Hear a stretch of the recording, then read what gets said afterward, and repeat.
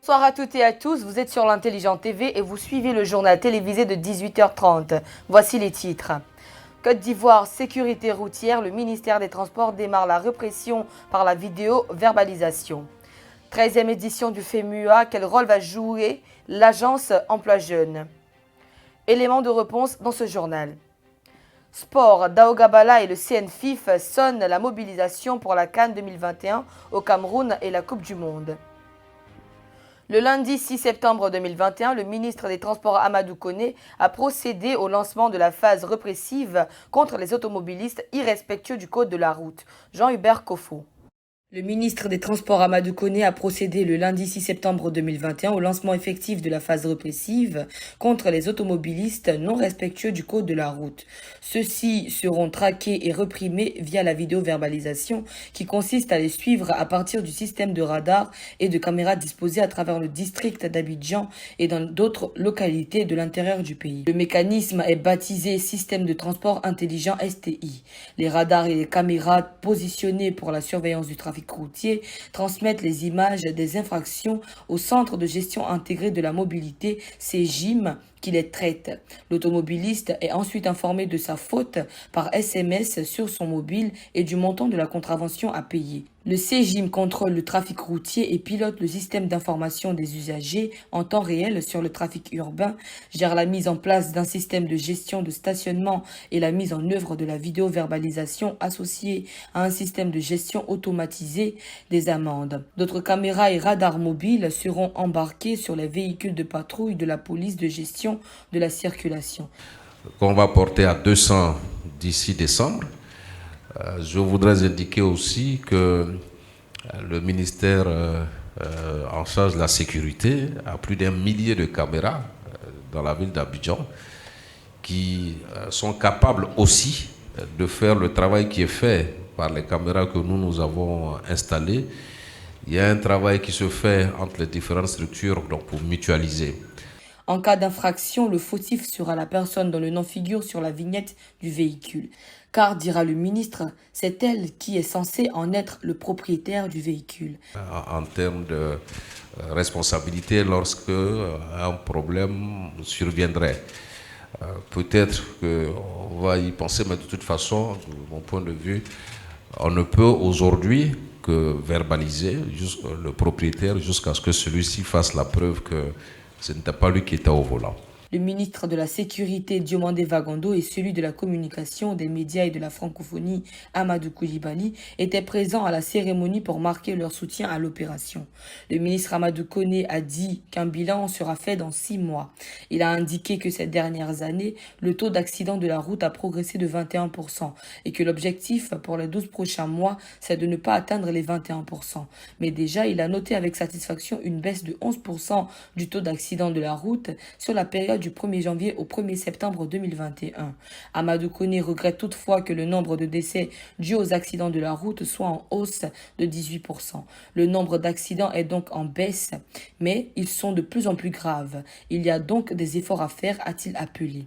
Il a indiqué que de nouvelles zones à risque d'accident ont été identifiées entre janvier et septembre 2021. Il s'agit de la région de la Mé à Dzopé. Cette région connaît selon lui le taux d'accident les plus graves, avec 71% de taux de gravité sur les 9 premiers mois de 2021. En 2020, au total 1500 personnes, 40% de ces accidents se sont déroulés dans le district d'Abidjan. Mamadou Touré, ministre de la Promotion de la Jeunesse, de l'Insertion professionnelle et du Service civique, a présidé la cérémonie de signature de partenariat entre l'Agence Emploi Jeunes et la Fondation Magic System à l'occasion du FEMUA 2021, le lundi 6 septembre 2021.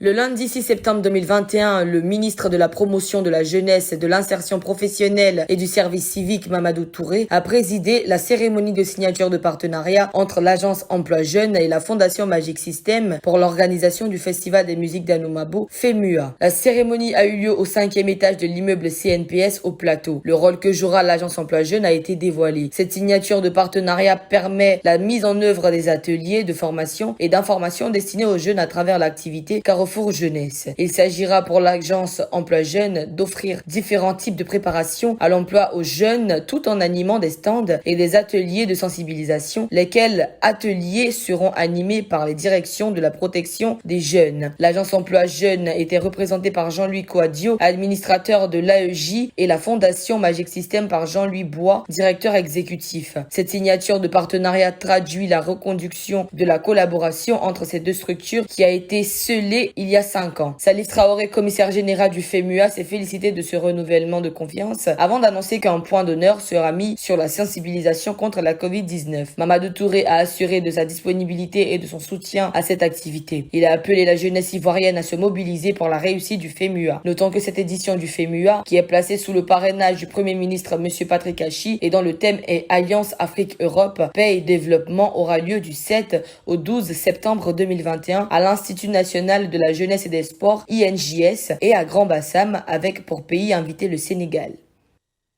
Toujours ce lundi 6 septembre 2021, lors d'une conférence de presse au Sofitel Hôtel Ivoire présidée par Mariam Daougabala, le CNFIF a lancé la mobilisation autour des éléphants de Côte d'Ivoire pour la CAN 2021 et la Coupe du Monde 2022 au Qatar. Reportage Ange Quadio. Le lundi 6 septembre 2021, au cours d'un petit déjeuner de presse au Sofitel Hôtel Ivoire, le comité de normalisation de la FIF, présidé par Mariam Daougabala, a sonné la mobilisation autour des éléphants pour la Coupe d'Afrique des Nations 2021 au Cameroun et la Coupe du Monde 2022 au Qatar. Le comité de normalisation a choisi le jour du match Côte d'Ivoire-Cameroun, comptant pour la deuxième journée des éliminatoires de la Coupe du Monde, pour inviter les hommes des médias à mobiliser autour des éléphants et de mettre un bémol sur les joutes électorales à venir. Chers partenaires, chers amis de la presse, chers amis des éléphants, ici, nous ne parlons pas de ralliement, mais bien de rassemblement. Car le ralliement est partisan, tandis que le rassemblement est plus engageant.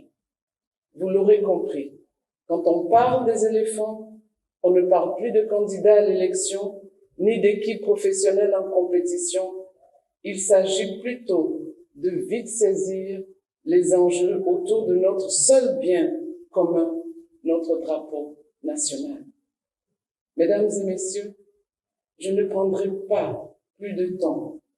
Je tiens à remercier le personnel de la FIF, les commissions qui sont au travail, les parties prenantes du football, ainsi que toutes les bonnes volontés qui comprendront que ce temps, c'est un temps pour l'appel à nous mobiliser tous derrière les éléphants. Dieu étant le maître du temps, nous le prions de porter toujours plus haut notre drapeau dans toutes les compétitions et de rendre toujours plus forte notre mobilisation derrière notre équipe. Il est temps de vous remercier de votre attention, de vous souhaiter une belle journée en ce 6 septembre historique, car je suis convaincu, nous allons battre le Cameroun. Ici, il y a un temps pour tout. Ce temps est certainement celui de se rassembler tous derrière les éléphants. Une nation, un drapeau, une équipe. Je sonne l'appel tous derrière notre sélection nationale de footballeurs. Que Dieu bénisse la Côte d'Ivoire. Merci.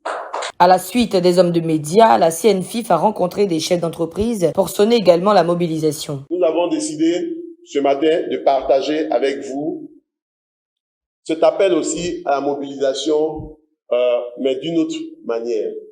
Comme vous le savez, la présidente a souhaité mettre au sein de la commission marketing et promotion des technocrates. Donc nous sommes là. Je pense que la plupart d'entre vous nous connaissez par rapport à nos différentes fonctions dans le privé. Et donc, elle a souhaité que nous venions avec une démarche assez professionnelle et avec une démarche construite pour qu'on puisse tous aussi mobiliser pour les équipes. Notre équipe nationale, c'est notre bien commun. On ne cesse de le dire. Et on ne va pas rôder tout autour. On a une équipe nationale, on a un drapeau, on a une nation. Il faut que nous tous, nous puissions converger vers cet objectif de rassemblement et de mobilisation pour que, même au niveau des joueurs, ils puissent le ressentir de telle sorte à ce qu'on le traduise par nos résultats. Arthur Moloko, président de la commission marketing du CNFIF, a demandé aux hommes de médias de s'impliquer dans cette action de mobilisation.